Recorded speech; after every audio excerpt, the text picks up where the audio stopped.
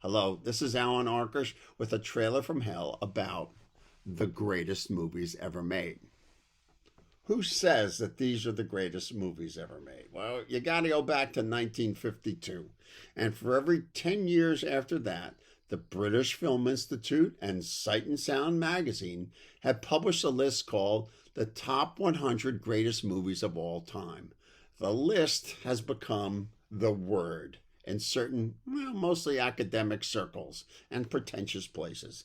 They're putting out a new one this year, and which is why I'm doing this trailer from hell. Who exactly makes up this list? 846 film critics and 358 directors, and I want to make this clear, myself not included. Okay. Being on this list, it's a guarantee for a certain type of greatness. But like all lists that have been around this long, it reflects the people who made the list and their academic backgrounds, which explains why there's only 2 women and 5 non-whites on this list. But what's on the list, okay? Let's do a little countdown of the top 10 movies on this list. 8.5. A movie I've seen probably more times than any other on this list except for number 7 is, it's number 10. Number 9, The Passion of Joan of Arc. Number 8, The Man with the Movie Camera. Number 7, The Searchers. I've probably seen this 30, 40 times. It's taught in film schools now. Okay. Number 6, Space Odyssey, 2001.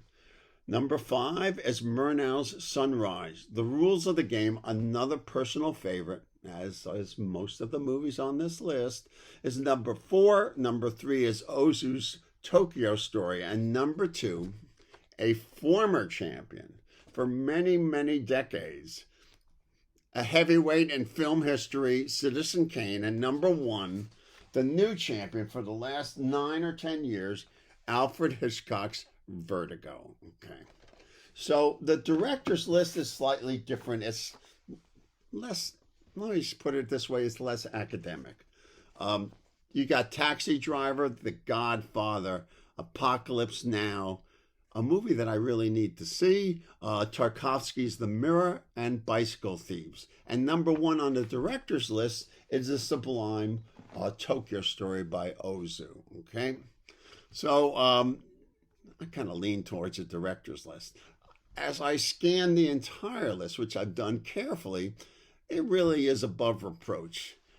It's not what's on the list, but what's missing is equally obvious, which brings us to our trailer from hell, a movie that gets my vote, if I had one, for top 100 Sight and Sound status, a movie that after 32 years still has relevance and power. Do the Right Thing. Remember when it came out? It caused a shitstorm, right? Well, there was all these arguments and opinions on what it's had to say about race, gentrification, and private property. It was prescient in its view of America that even now makes it abundantly clear that we are still seeing these same issues with the same ingrained intensity.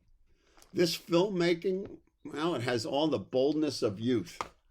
Written and directed by Spike Lee, he's really a true original. I mean, he's done documentaries, he's done commercials, he's done music biographies, he's done movies about albums, he's done rock videos, he's done everything, okay? He is an American original.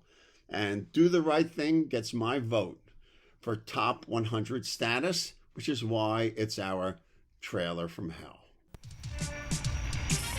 The very first thing that hits you is how DP Ernest Dickerson brings the heat. It's gonna be a scorcher today. Universal. It's the story of a neighborhood where each character is sharply written. Mother, sister. Now, Mookie, don't work too hard today. The man says it's gonna be hot as the devil. I've been here 25 years. LaSalle's famous pizzeria is here to stay. Trust me. Mookie, the last time I trusted you, we ended up with a son. But whose neighborhood is it? The people who live there or the people who make money off them? You want brothers on the wall? Love. Get your own place. You can do what you want to do. 89, the number. The movie states that this day is like every other day in Brooklyn, but this day exposes the issues that have metastasized into the America of today. Right here, man, in the back. Y'all take a chill. Would you like to sign a petition to boycott Sal's famous pizzeria? Hear me, what you ought to do is boycott that no-good barber that messed up your head. And that's the double truth. Every cast member, every department is at full volume. Barry Alexander Brown's editing, Ruth Carter's costumes, Wynn Thomas's production design, and the brilliant casting of Robbie Reed. In my neighborhood, on my side of the street. I can't even hear myself think. From Spike Lee. Director Spike Lee is on a mission with a message for 1989 that caused everyone to pay attention. There was anger everywhere towards the truth-telling. The life of Radio Raheem versus the death of Sal's Pizzeria. Doctor, Come on, what? always do the right thing. My vote for Sight and Sound's all-time top 25. Got it? I'm gone.